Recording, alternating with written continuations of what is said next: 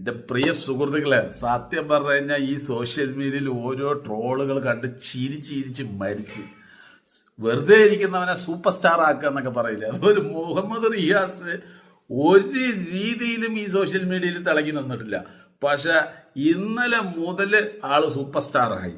എല്ലാവരും ഒരേപോലെ തന്നെ, അത് എല്ലാ പാർട്ടിക്കാരും, BJP ഒഴിച്ച് ബാക്കി എല്ലാ പാർട്ടിക്കാരും മുഹമ്മദ് റിയാസിനെ സപ്പോർട്ട് ചെയ്യുന്നത്.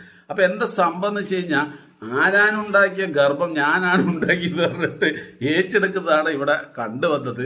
BJPക്കാര് ഈ പദ്ധതി വരരുത്, നാഷണൽ ഹൈവേ വരരുത്. പ്രവർത്തകൻ CR നീലകണ്ഠൻ, RP നേതാവ് KK Rama, doctor KV Surendranath തുടങ്ങിയവർ മാർച്ചിന് നേതൃത്വം നൽകി.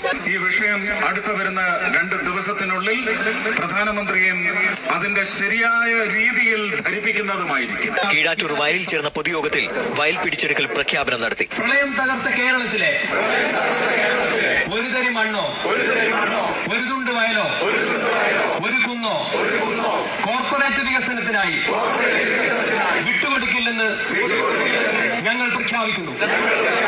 വളരെയധികം സമരം ചെയ്ത ആൾക്കാരാണ്. ഇന്ന് ഒരു ഉളുപ്പും ഇല്ലാതെ നിരന്ന് വന്ന് സ്റ്റേജിൽ ഇരുന്നുകൊണ്ട് ഒരാൾക്ക് പോലും അതിൽ ഇരിക്കാനുള്ള യോഗ്യതയില്ല.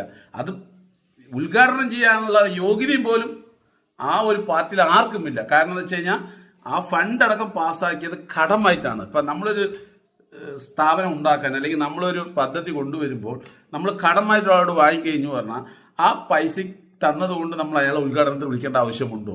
അയാളെ കൊണ്ട് ഉദ്ഘാടനം ചെയ്യിപ്പിക്കേണ്ട ആവശ്യമുണ്ടോ? ഇവിടെ ആ കടമായി തന്ന പൈസയുടെ പേരിൽ മാത്രം ഉദ്ഘാടനം ചെയ്യാൻ മതി. ഇരുന്നിട്ട് അവരുടെ ആൾക്കാരെ മാത്രം നിരത്തിയിരുത്തിക്കൊണ്ട് ഇതിനു വേണ്ടി കഷ്ടപ്പെട്ട ആളുകൾ, ഇതിനു വേണ്ടി ചൊകര നീരാക്കിയ ആൾക്കാരെ എല്ലാം അപമാനിച്ചുകൊണ്ട് അവരെ ഒന്നും ക്ഷണിക്കാതെ ഇവർ ഒരു ഉളുപ്പില്ലാതെ നിരന്ന് കയറി ഇരുന്നിട്ട് കുറ്റവും പറയാണ്.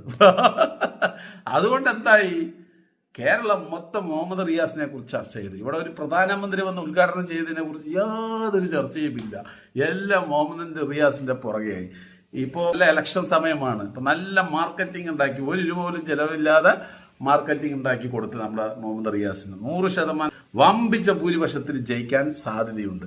നിങ്ങൾ തന്നെ ഒന്ന് ആലോചിച്ച് നോക്ക്, സത്യസന്ധമായിട്ടൊന്ന് ചിന്തിച്ച് നോക്ക്.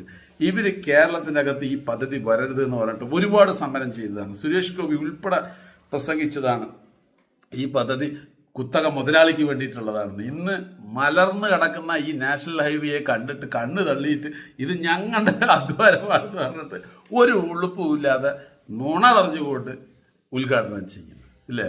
അപ്പൊ പ്രിയ സുഹൃത്തുക്കളെ, നിങ്ങൾ പറയും, ഇതിന്റെ സത്യത്തിൽ ഇതിനു വേണ്ടി പ്രവർത്തിച്ച ആൾക്കാർ, ഇതിനു വേണ്ടി കഷ്ടപ്പെട്ട ആൾക്കാർ